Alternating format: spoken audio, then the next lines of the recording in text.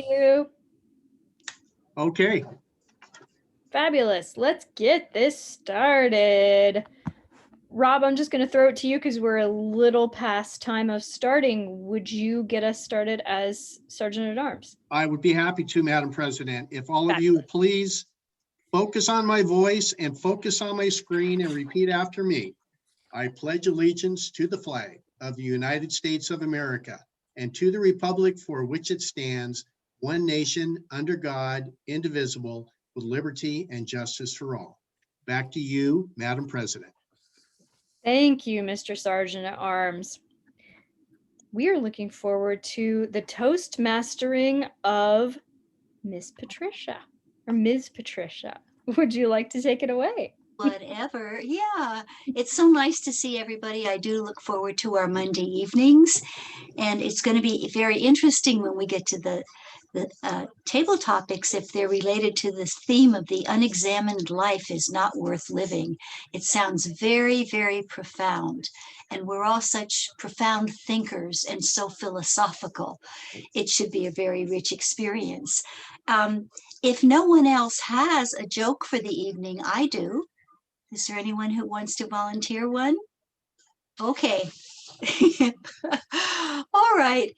It has to do with a pre-birth class. And here's the story. At the pre-birth class for couples who'd already had at least one child, the instructor raised the question of how to break the news to an older child. Some parents will tell the older child, "We love you so much that we decided to bring another child into the family." But think about that for a second, ladies. Wait, what if your husband came home one day and said, "Honey, I love you so much, I decided to bring home another wife"? One of the women spoke up right away.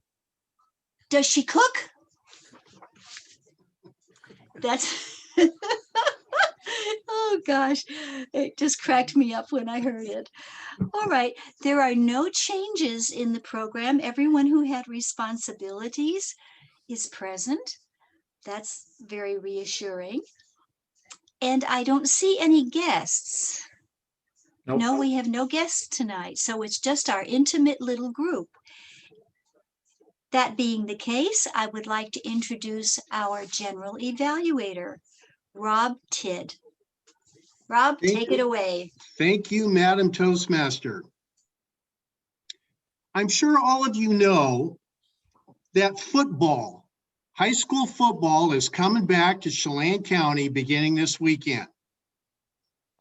Like a referee on the gridiron, I've assembled a crack team to assist me with officiating this meeting tonight. As a general evaluator, I will be evaluating the players, the coaches, and my fellow evaluators. I will be also watching for team spirit and creative individual play. I will then provide my report at the end of regulation play, barring any overtime penalties. I would first like to introduce, as a member of my crack team, our first evaluator, Lloyd Smith. Thank you, Rob. For those of you who don't know, Rob is actually a high school football official, so feel free to shout abuse at him if you want and make him feel welcome. You know, I am evaluating Mary's speech tonight. Mary is doing what probably should best be called an educational presentation. Her title is Write Easy, Speak Easy, and Selena, her time will be 6 to 8 minutes. I will evaluate her speech on the generic Pathways Evaluation Forum and give my report when called upon. Back to you, Rob. Great, thank you, Lloyd. Next on my team is our timer, who will explain her role this evening. Please welcome Selena Danko. Thank you, Mr. General Evaluator and fellow Toastmasters, and there are no guests. As timer, I will time the table topic speakers, formal and the evaluations. I will also alert each speaker of the time they have left using the green card, the yellow, and the red card. So green means you have time left, yellow means it's time to wrap it up, and red means it's time to stop. And as you will notice, I did not stay in the lines because I am philosophically opposed to staying in the lines. Table topic speakers should limit their remarks to no more than 2 minutes. At 1 minute, I will raise the green card. At 1 minute, 30 seconds, I will raise the yellow card. At 2 minutes, I will raise the red card. Those giving speeches should limit their remarks to their specific speech times. Icebreaker speeches should be 4 to 6 minutes in length. At 4 minutes, I will raise the green card. 5 minutes, the yellow. At 6 minutes, the red. Most of their speeches should be 5 to 7 minutes in length. We have a 6 to 8 minute speech tonight at 5. So that would mean at 6 minutes, right? You guys help me out. 6 minutes. Okay. 6, 7, and 8. Okay. The individual evaluation should be between 2 to 3 minutes. 2 minutes green card, 2 minutes 30 seconds yellow card, 3 minutes red card. I would love to have some coaching on this because that seems like a really long timer. I'm philosophically opposed to taking too much time. Back to you.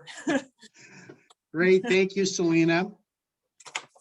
Next on my team is the dean. The dean of grammatical errors and proper usage. And he's also going to share with us the word of the day. Please welcome Dean Karath. Thank you, Rob. Indeed, my duties are to keep track of the use and misuse of the English language, as well as keep track of the word of the day, usage thereof. And tonight, I chose philosophical because our theme of the meeting seemed rather philosophical. It has a couple of meanings: relating or devoted to the study of the fundamental nature of knowledge, reality, and existence. We may have some philosophical discussions about free will during table topics, or not. 2, having or showing a calm attitude toward disappointments or difficulties.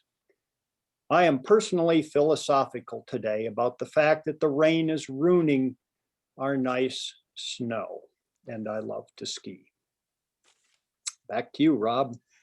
Thank you, Dean.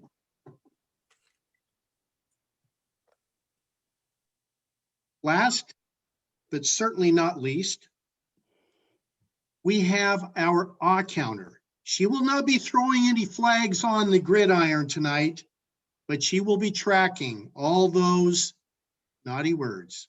Please welcome Kathleen Mcnulty. Thank you very much for that introduction. I won't be throwing any flags, but I'll be blowing the whistle on those who use their crutch or filler words such as well, so, like, but, etc. I'm philosophically opposed to those filler words, as I know you are as well. Sadly, like all of us, I still use them far too much. I will be on my best behavior though tonight. Thank you, Rob. Thank you, Kathleen. That is our team tonight. They will be watching every move on the gridiron tonight.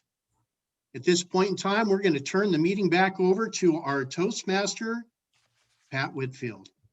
Thank you, Rob. Thank you. Wonderful evaluation team. We can't wait to hear what everybody has to report. Our speaker for this evening is Mary Syrie. And Mary's asking us to consider what's the hardest part about public speaking. For some, it's coming up with a topic. For many, it's giving the speech. But for the rest of us, the hardest part about public speaking is actually writing the speech. Mary has some advice tonight about getting past the writing barrier with her speech. Write easy, speak easy. And I love the play on words there. I give you Mary Syrie. Thank you, Madam Toastmaster. A few years ago, after a Toastmaster meeting, I asked one of my fellow Toastmasters, why don't you give more speeches? You're so good at table topics. You have a lot to say. Because, he said, I can't stand the thought of sitting in front of a blank Word document and having to start from scratch. Writing a speech takes too much time and it's too much effort. Well, gosh, how long should it take to write a speech? There's a rule of thumb that says for every minute that you speak, you should plan on spending an hour developing your speech. Most Toastmaster speeches are between 5 to 8 minutes. 8 hours to write a speech? Who has time for that? Fellow Toastmasters, today I'm going to tell you how to develop a speech in 1 hour. All you need is focus and organization. The best advice I've ever gotten for speech writing is this: define the purpose of your speech in 10 words or less and stick to it. Don't add extraneous details if they don't support the purpose of your speech. No matter how interesting or compelling you think they are, they're just gonna muddle up your speech. Stay focused on the purpose. That's the golden rule of speech writing. Now, how do you organize a speech?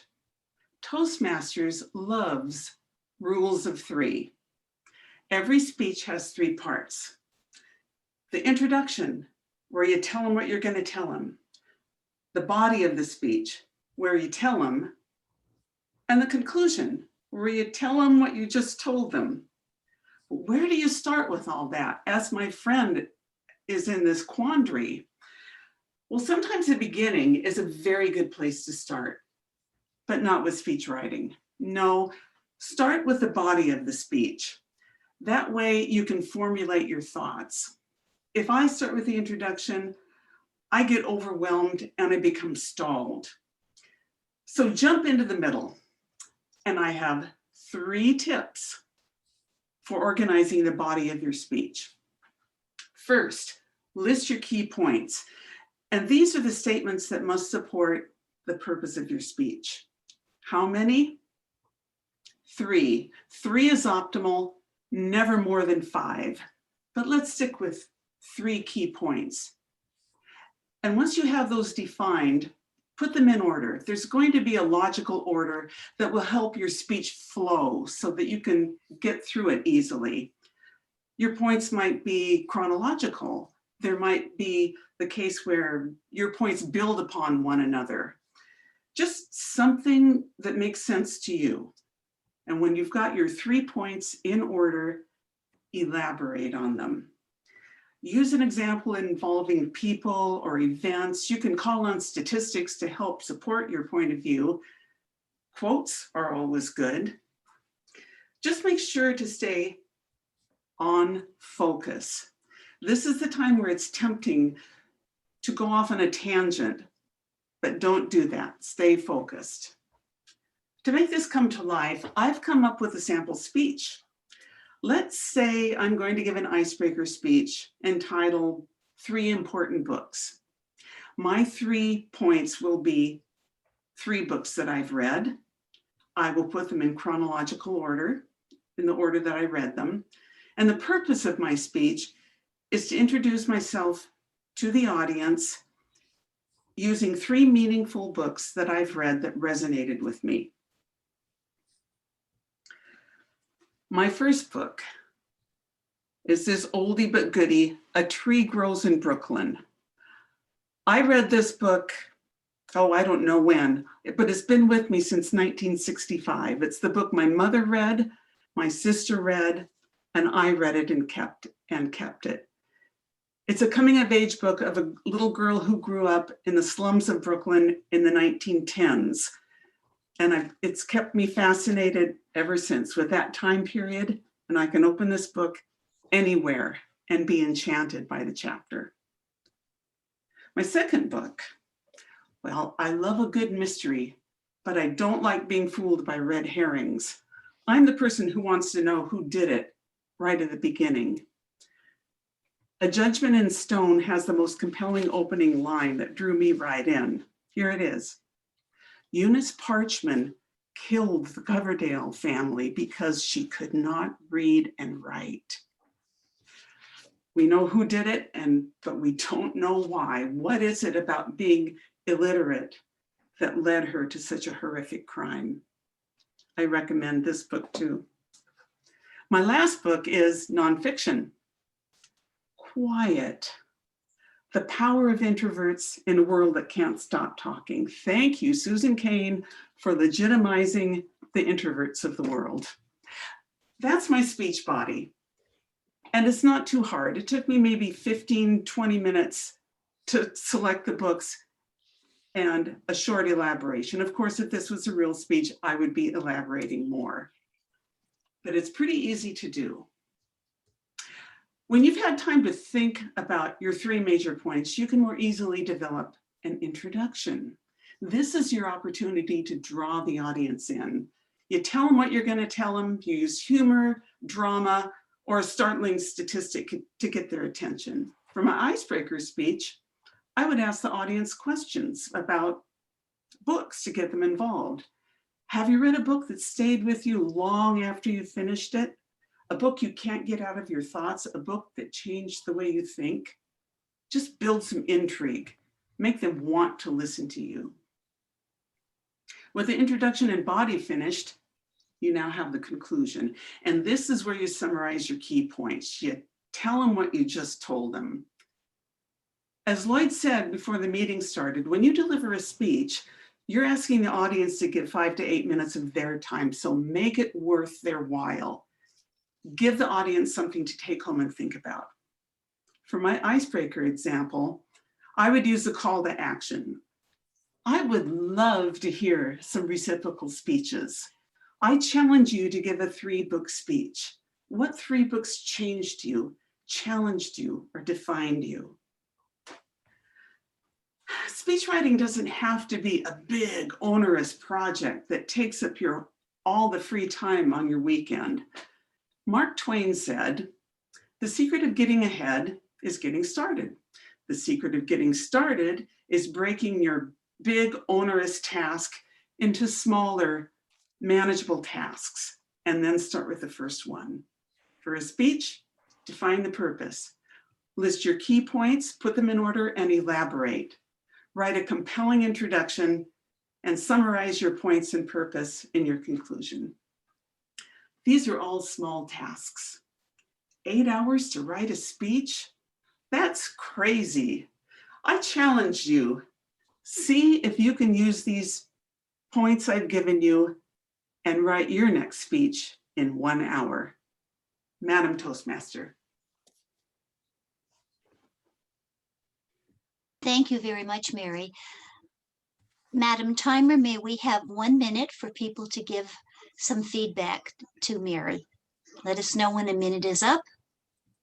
Will do. Thank you.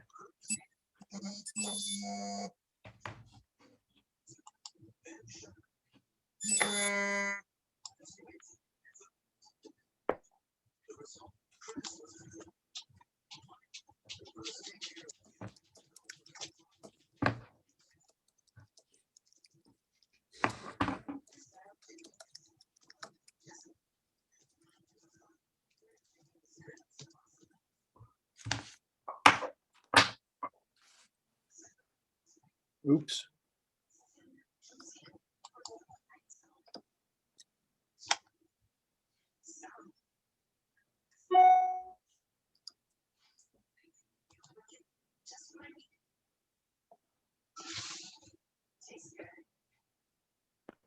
That is now 1 minute.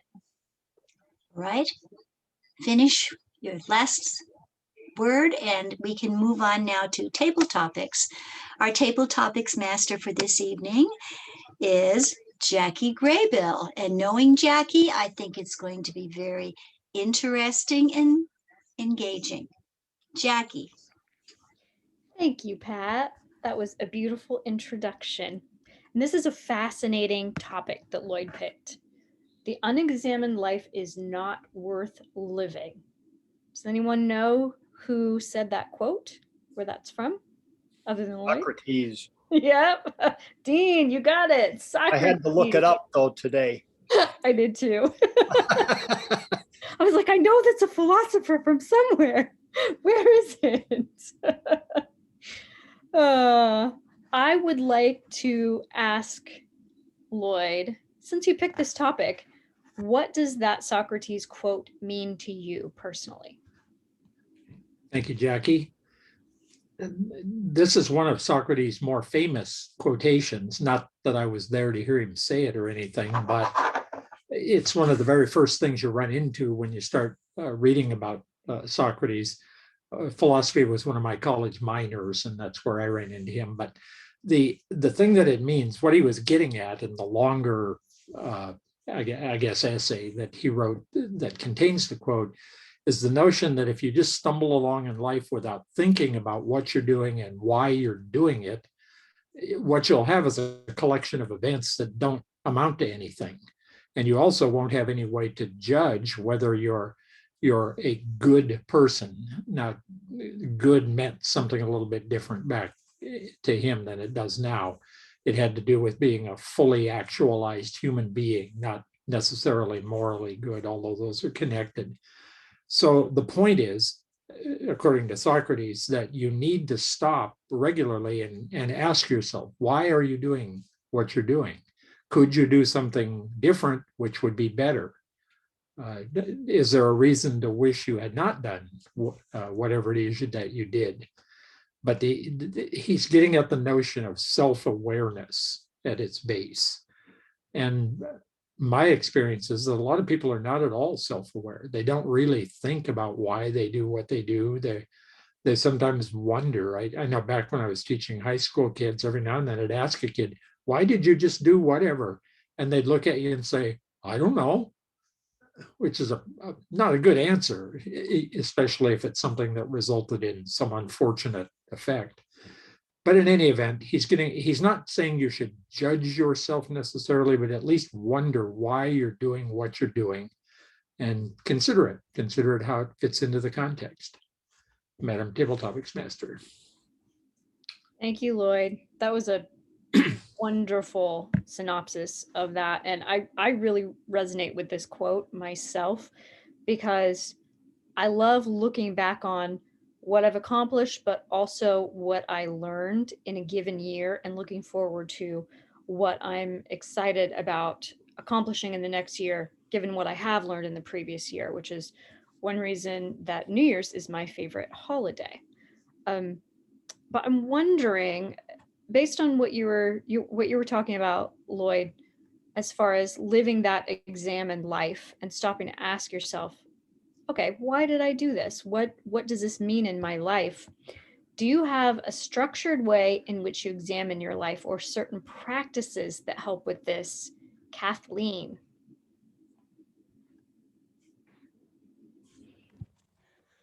Get my nose out of my notes. I'm totally committed to being a shallow person. I used to spend a lot of time thinking about things and trying to decide things. Inordinate amounts of time in indecision. I reached a conclusion that it was better to give some thought to things and then just to jump in. It may not go as well as you expected, but you'll learn something from it, and you can move forward in a different way after that.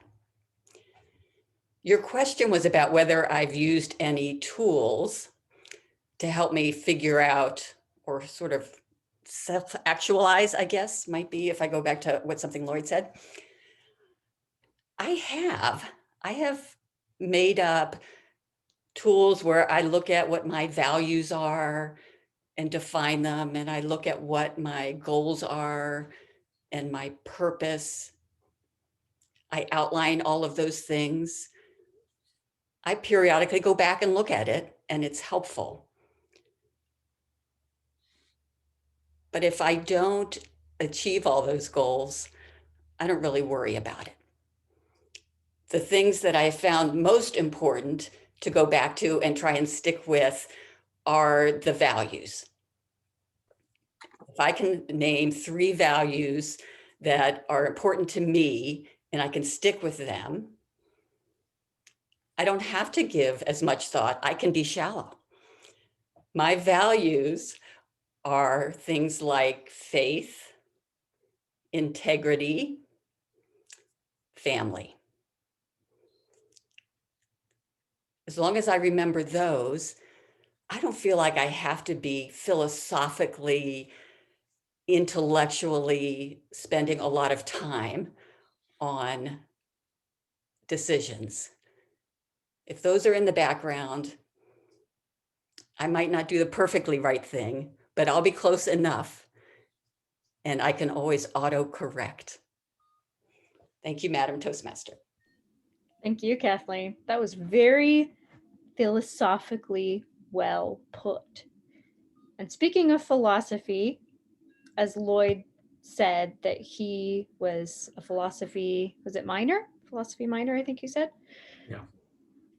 I would like to ask, an examined life indicates that a life philosophy may be being followed.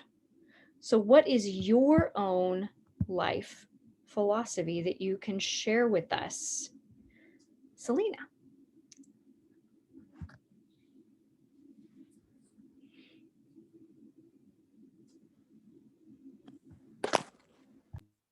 Thank you for that table topic conversation starter. I'm just trying to make sure I keep track of my own time at the same time. So I want to show you a picture that kind of sums up the philosophy that I have to live life with joy. I want to show you a moment of joy from this weekend, and I'm hoping you can see it on my screen on my other phone. So I'm going to show it to you. I don't know if you can see the look on my face, but I am so stinking happy. And the reason I am so stinking happy is because I got to be outside in the woods all day long with a bunch of my friends, learning about things that I didn't know a lot about, which is rescuing people in wintertime when they need to be found in the woods. I am a volunteer with the Chelan County Volunteer Search and Rescue Crew. I am a ground pounder, which means I will go a long ways to find you if you are lost. I will carry you on a litter. I will be one person in a 4-person team, and I will carry you 9-10 miles, whatever it takes. I will ask you if you are in pain. And if you say you are at a 7 or 8, I'll ask the medic to give you another shot so that you're feeling comfortable as we go over the bumps in the road. But this weekend was more than just learning about how to help other people, but it was also learning about how to help ourselves get through this time of COVID, where we've all become a little numb, just trying to get through this process. And what we discovered was how much we missed the fellowship of working together. And after a full day, and I'm going to get emotional because it felt so good to do this work. And at the end of the day, we stood and we reflected, and we didn't want to stop. We were freezing cold, and we'd been out there for 8 hours, and we wanted to reflect on that day. Nobody wanted to leave. So I encourage you to find your group, find your joy, and go out and live that life, even in the time of COVID. And that's it. That was beautiful, Selena. Philosophy of joy. I love that.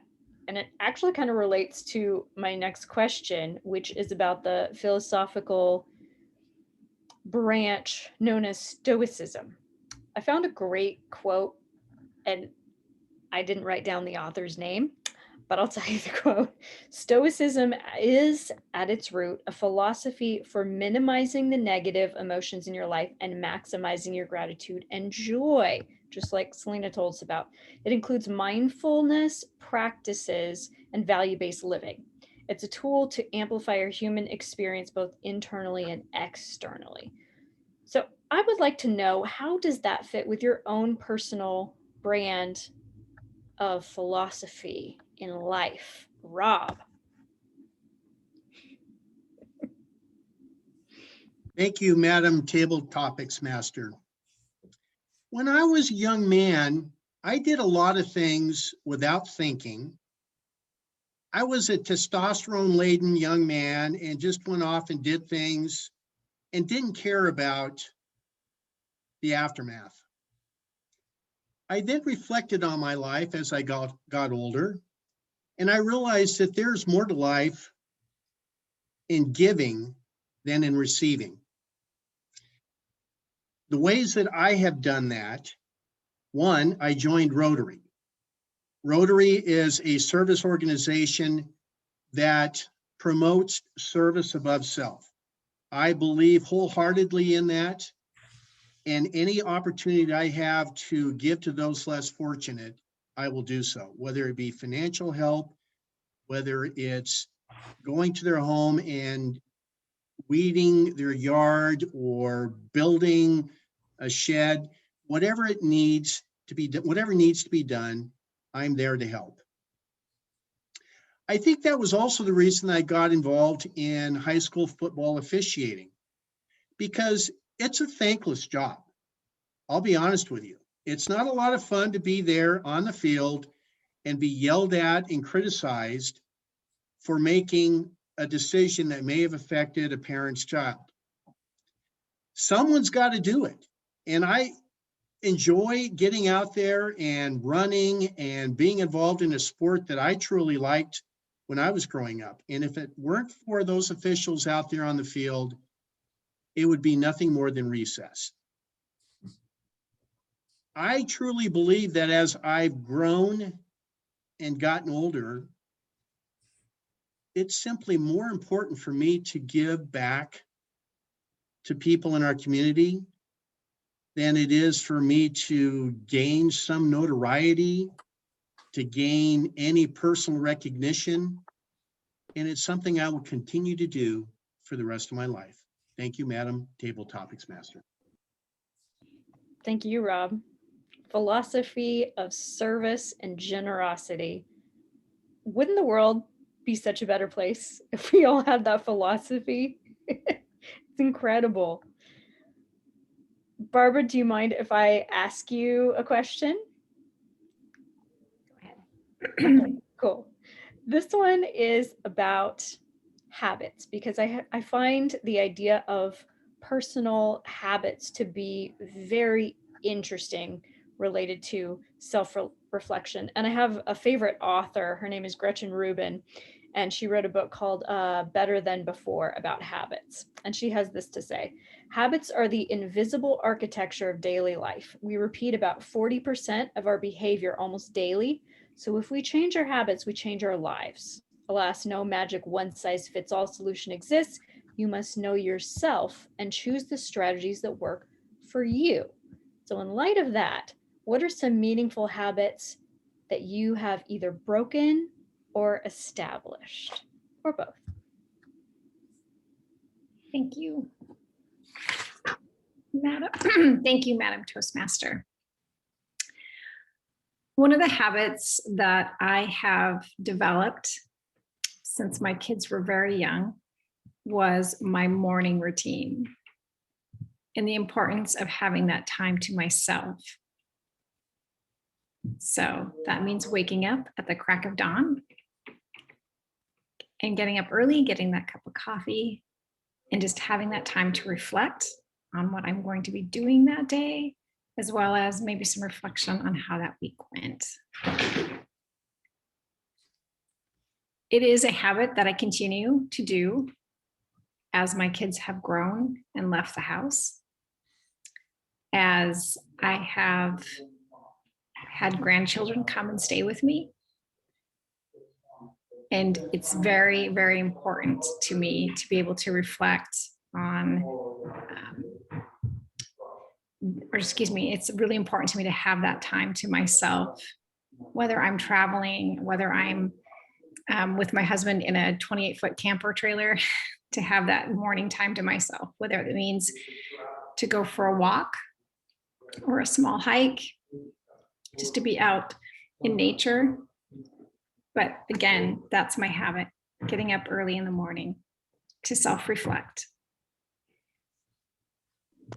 That's beautiful. Thank you, I'm sorry. Barbara. I tried. It's like you've been doing table topics for years. I have to say you're such a natural at it. Thank you. That was wonderful. And I wish that I had as consistent of a morning routine as you have. Important to me. Yes, yes. That's fantastic. Thank you for sharing. We really appreciate it. 80% of our inner thoughts are negative, according to the National Science Foundation. And I want to ask you, Dean, what are some of the biggest lies your inner critic has told you, and how have you overcome them? Biggest lies. I'm not sure I tell myself too many lies, at least not anymore.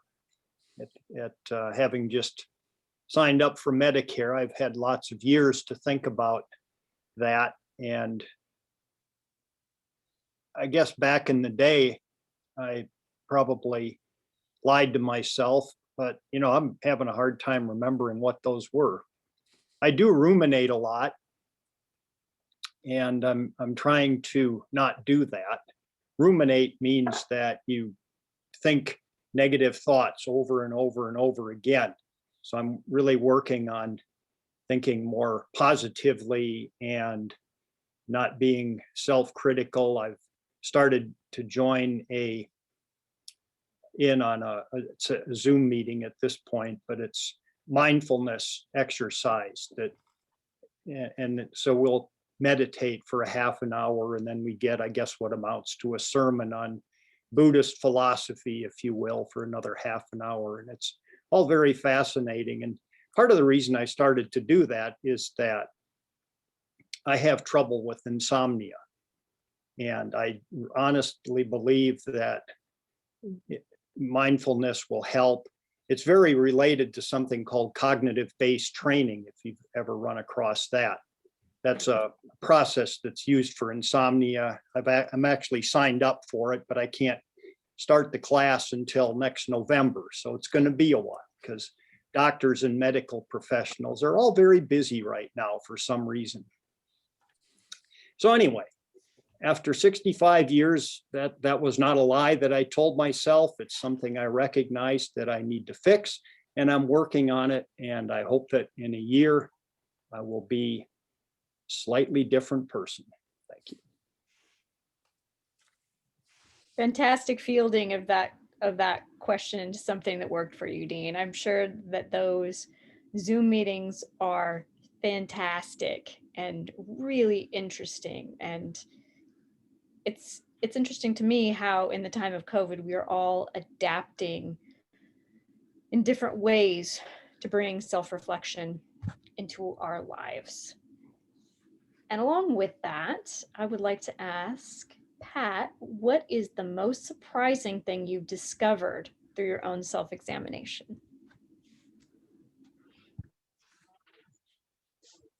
The most surprising thing I've discovered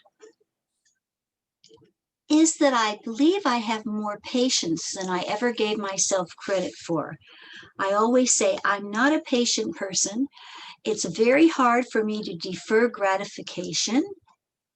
And yet, as I've grown older, hopefully I've grown wiser, and I've learned to be more patient about things. It doesn't have to happen in 30 seconds. There might be some obstacles in the way, but I can climb over them or part the waters and wait for that wonderful thing that I'm hoping for. And patience. One needs patience. What I've learned in life is whenever a door closes, another one opens. I don't have to wait for that door to open because I know that it will. So, patience. That's my answer. Fabulous. Thank you for that answer, Pat. And it's interesting to me as the world seems to have sped up and we are in general getting more and more instant gratification, that through self-reflection, you've gone in the opposite direction. You have gotten more patient and you're cultivating that in your life. And it's a beautiful thing. Thank you for sharing with us. Mary, I think at this point you're the only one who hasn't shared. Would you like to take a table topic, an easy one, or would you rather us just end it because you gave a full speech? So I will leave it up to you. I think I'll defer this time. Okay, fantastic. That takes us back to you as the Toastmaster, Pat. All right. I won't be with you very long because I'm going to pass the buck along to our general evaluator. Rob, let's hear what you and your team have to say about our entire evening. Thank you, Madam Toastmaster, for that football handoff. I appreciate that. We now are going to let Lloyd Smith tell us about Mary's speech. Lloyd Smith, please welcome back to the forefront. Or whatever. Thank you, Rob. This was an interesting experience to evaluate this speech because I heard an earlier version of it a week or two ago at the Electric Toasters, the other Wenatchee club. Mary and Vicki and I are dual members of the two clubs. But this speech was different from the one a couple of weeks ago, which illustrates something really important. It's very frequently worthwhile to go back and revisit a previous speech and to revise it. Revise means to re-see, to see again. And that's what Mary did. I thought this speech was not only different, but better than the previous one, which is a good thing. One would hate to see the second version get worse. But in any event, the speech itself, what did Mary excel at? I'm just following the evaluation form down the line here. The main thing that I noticed was organization, which is a good thing because that was also the topic of the speech. But the speech itself was extremely well organized, very, very well. It's called signposting, where you cue the audience to what they're expected to get out of the speech. And good college lecturers do that. And Mary did it too. She based the organizational idea on the so-called rule of threes, which is a big deal in Toastmasters and also other public speaking instructional systems. There's psychological research that humans respond to groups of three things anyway. And so if you can make 3 points, that's a good thing. It's also a good rule of thumb for one of our standard Toastmaster speeches because you can't talk about much more than that without being very shallow. Mary also excelled at a couple of traits. One of them is that she's an extremely personable speaker, one of those easy listening voice, easy listening mannerisms, but at the same time, very authoritative. And those two things don't always go well together. I mean, there are lots of authoritative speakers who are very irritating because they project this godlike thing. But Mary didn't do that. Very well balanced. Excellent use of gestures, and that comes partially from standing up. It lets you gesture. When you're sitting down, you just can't do it. Even if you try to do it well, you just can't. Facial expressions, very expressive and pleasant facial expressions. Nearly everything about that was good. It's interesting. One of the books she mentioned, Quiet by Susan Cain, there's actually a Toastmasters connection. Every year, Toastmasters International presents an award called the Golden Gavel to a non-member who has done something important in the field of communications. And in 2013, Susan Cain, whose book is about introversion, became the Golden Gavel winner. So part of her prize was that she got to stand up in front of 2,000 people at the international convention and give a speech about it. She lived to tell the story, so it must have been okay. What is something that Mary could work on? Moving a little bit more. Now, Zoom kind of forces you to stay within the frame, and that's a problem. So that might not be possible to do. Finally, what should she do to challenge herself? Well, obviously more speeches, because I like to listen to them. Back to you, Rob. Thank you, Lloyd. Next on the team, is Selena Danko with the timers report. Selena. Thank you. Okay, for our timers report for this evening, we will start with Mary Cyrie's speech. She was excellent. She came in 13 seconds late, 8 minutes and 13 seconds, but I enjoyed every second of those 13 seconds. So that's awesome. Kathleen Mcnulty was 157 in table topics. I have no idea what I was. Rob, I was 207. Is that what you had for me? I thought I was like 3 minutes. It seemed to go on forever. Rob, you were at 212. Barbara, you were exactly 1 minute. Dean, 158.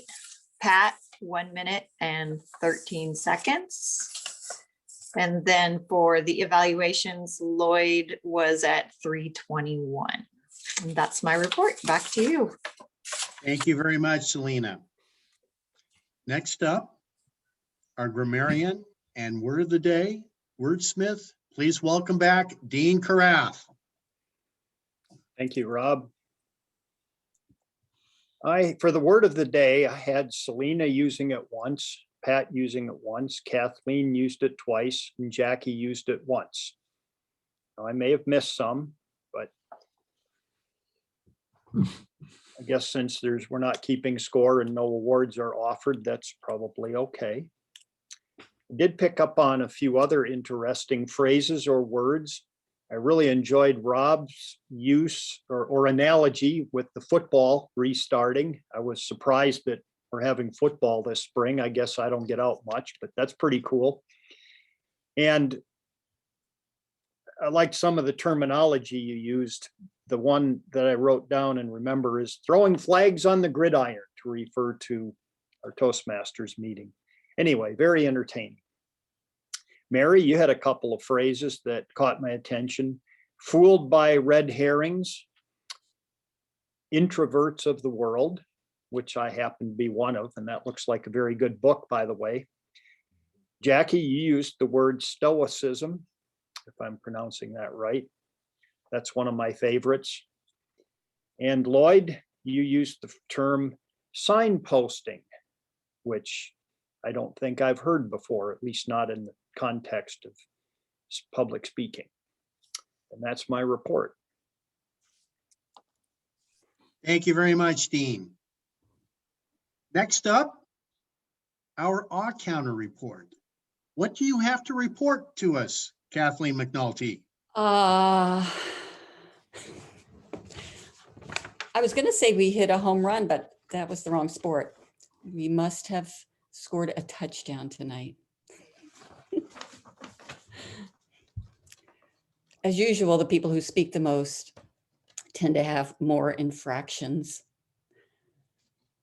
Whenever I do awe counting, I look for, or listen for, I should say, ands.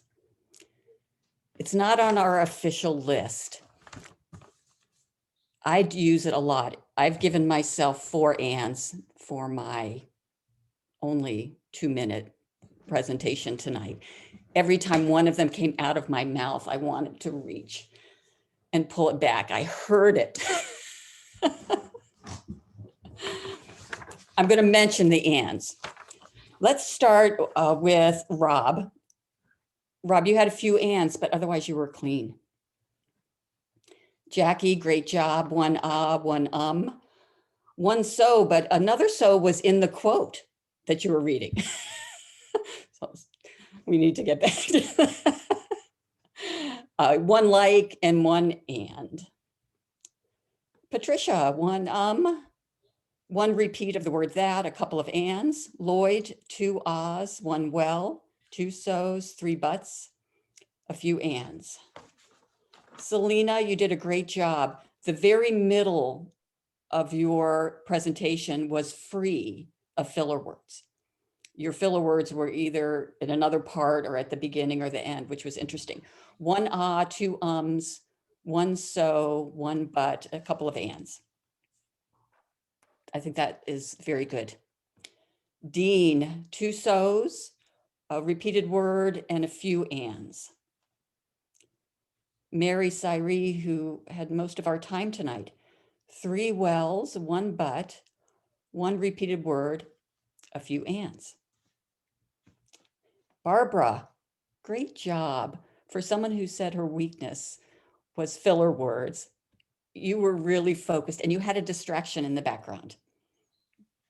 You had 2 ums, 1 so, 1 but. Congratulations. Did I miss anyone? If not, I'll turn it back to you. Wonderful, wonderful report. Thank you, Kathleen. I think we played a pretty clean game tonight. No one was kicked out. No one got a flag. No personal fouls. I think all in all, it was a pretty darn good meeting. There were a couple things that I wanted to point out. One, and I really appreciated Kathleen mentioning this.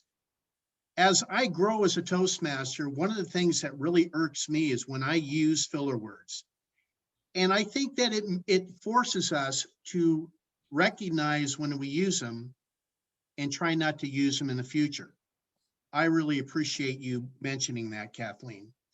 The other thing that I really appreciated what you did tonight, Kathleen, which I need to do more of, and I'm not doing it right now, is standing whenever I am speaking, whether I'm doing a speech, whether I'm doing an evaluation, whether I'm doing a table topics, I need to stand up. I think it's important during this time that we're on these Zoom calls that people force themselves to do that, because eventually we will no longer be in this forum. We will need to stand. So it's important for us to get accustomed to doing that. Couple other things. Barbara, good job. I was impressed. You are going to be a shoo-in in this club and in Toastmasters. Thank you for having the courage to get involved right away. Selena, your heartfelt speech tugged at my heartstrings. That was really cool. Pat, you do have a lot of patience. Your dog was barking in the background and you didn't skip a beat, or somebody was barking and you didn't skip a beat. Did I miss that? Because I could have sworn I heard a barking dog while Pat was speaking. Oh, you know what? She was barking out the back. She barks at the cars that are coming up from the lower street. I'm sorry. I'm so used to it. Mea culpa. That's okay. I thought maybe I was losing it. All in all, excuse me, this was a wonderful meeting. I hope my football game this weekend goes as well. Thank you all for participating. And before we depart, I think what we need to do is turn the meeting back over to our president, Jackie Graybill. Thank you, Mr. General Evaluator. This has been a very deep and insightful meeting. I've said before that I feel like we could fill out a book.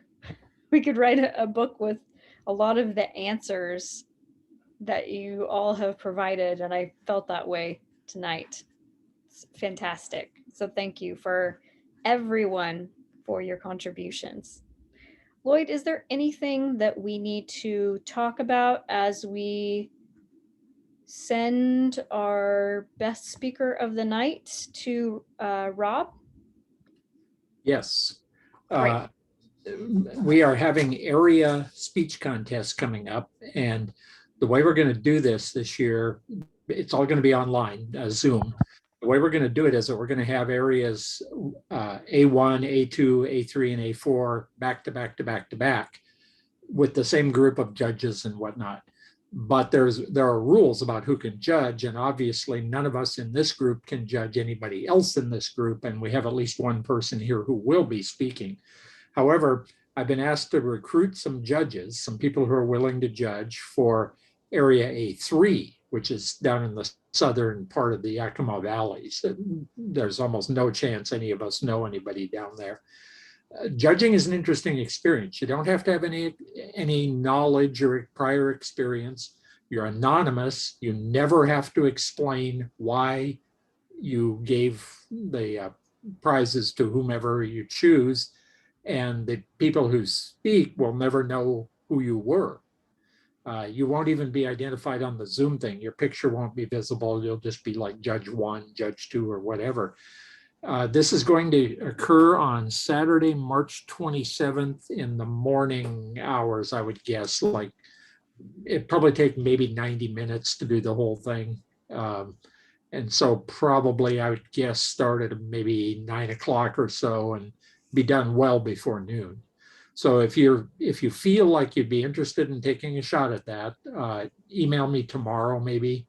But anyway, it's an interesting experience because judging as opposed to evaluating is quite different. Evaluating, you're analyzing; judging, you're ranking, and it's a different experience. It's, you know, something might be kind of cool.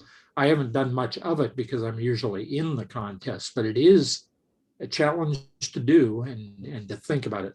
There is, by the way, a complete set of judging criteria that you're supposed to base the decision on. It's not like you just do it blind or anything.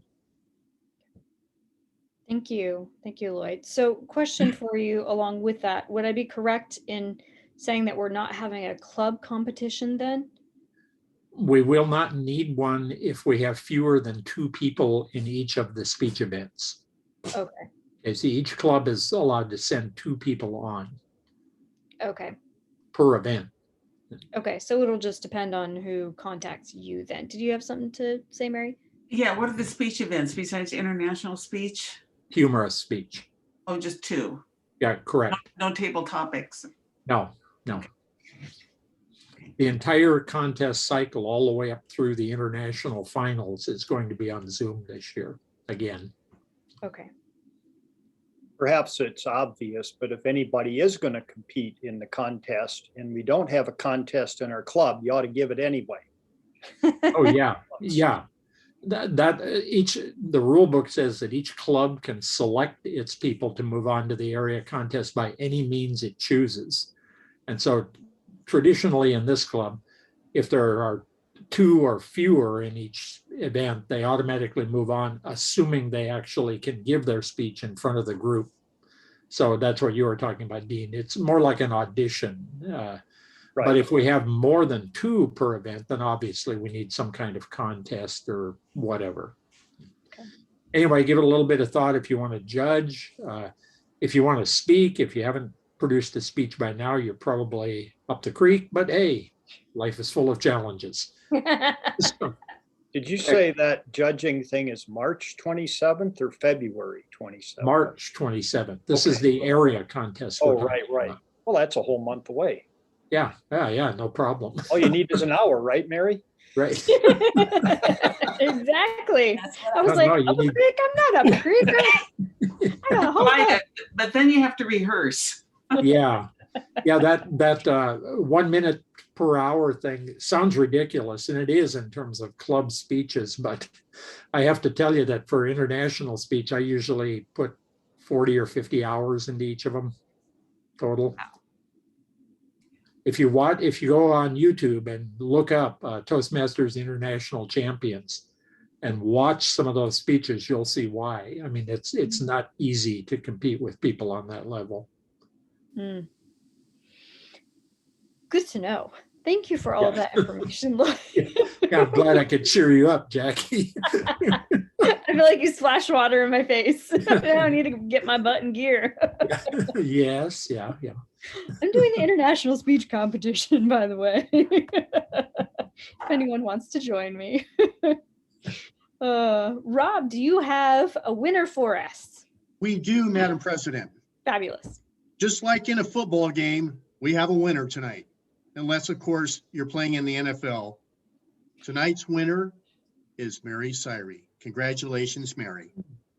Yay. Yay, Mary.